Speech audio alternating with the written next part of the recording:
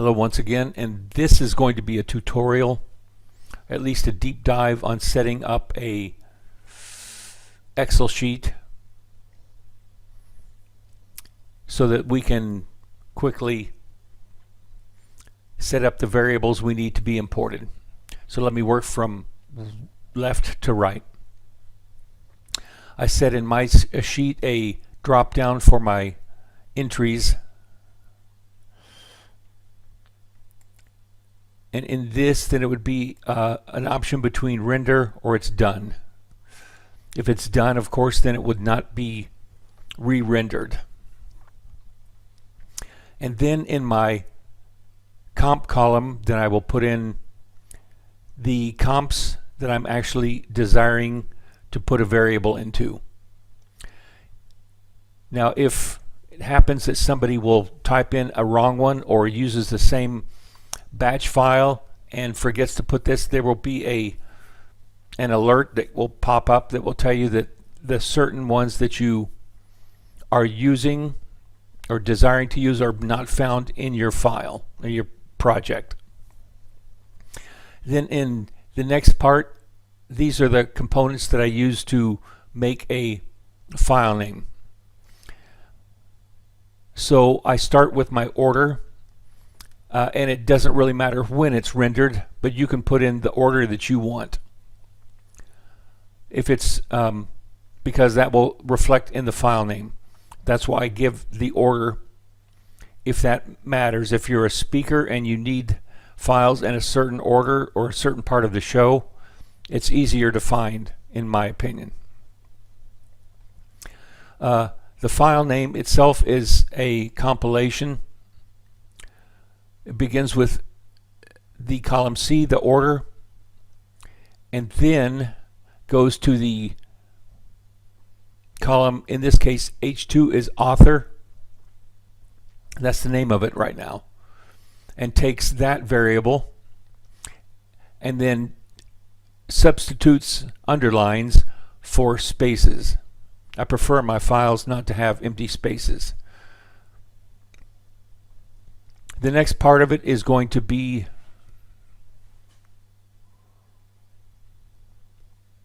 the comp that it uses. That name will appear, and then if there's a multi-part, for instance, if it's a overlay that is a bullet point and you want point 1, point 2, and point 3, then I want to signify that as I've made a recording and now use those with an alpha channel to lay over the top, then I've got, I'll speak about point 1 for a while, then point 2.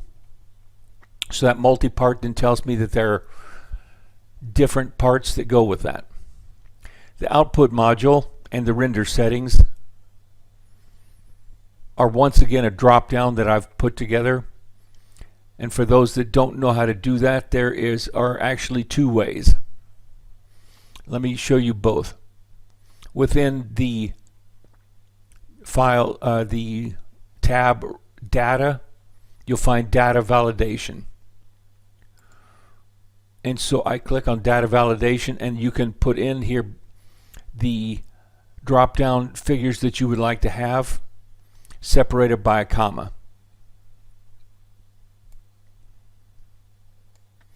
And I know from my machine the ones that are unique or proprietary for a NewTek environment, so I use those codecs as well.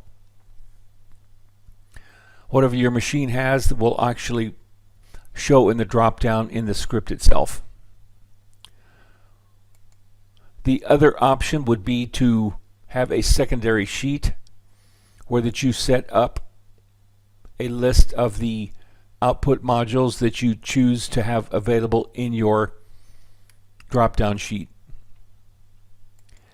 And then within the data validation, you would set up within the source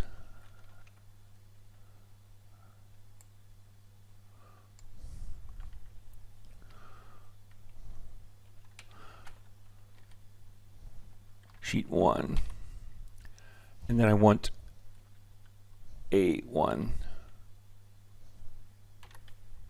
through A5.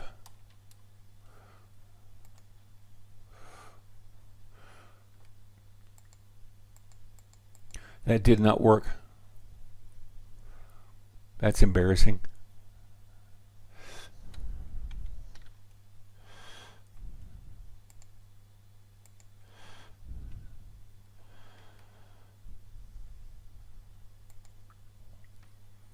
There is a setting that can be changed to that.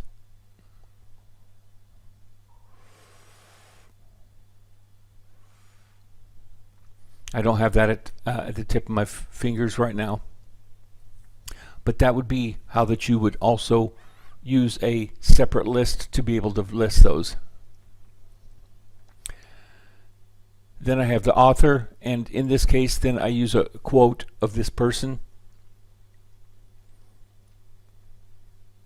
And since some of these, in this case, this particular entry does have commas in it, that's why I use tab delineated. Otherwise, that would go to a separate column.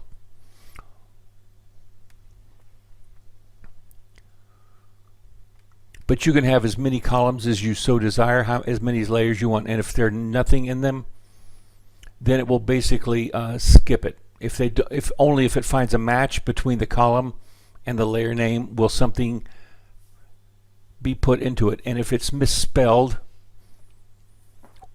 or the layer is not set up with the correct name, then it won't match, and it will just leave it whatever is already in there. It won't replace it. Then at this point, then I highlight from the upper left corner the whole thing, and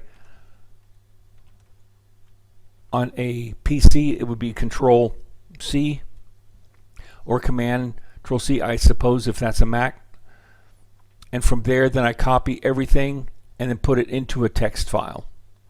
And the reason that I do that is that Excel will, on these entries with a comma in them, will put them in quotation marks at the beginning and end. And I prefer not to have that in this particular setting. And so I would create a text file and then just copy all that data right into it. And the tabs will remain in that setting.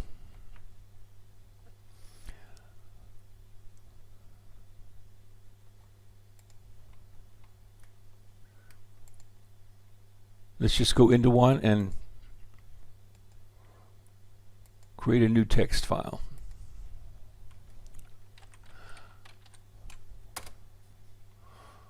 Just a test file. And now, as I put that in, as you can see, they're all in with the tabs in place. Save it, and we're good to go. Enter into After Effects and then start that. That about wraps it up.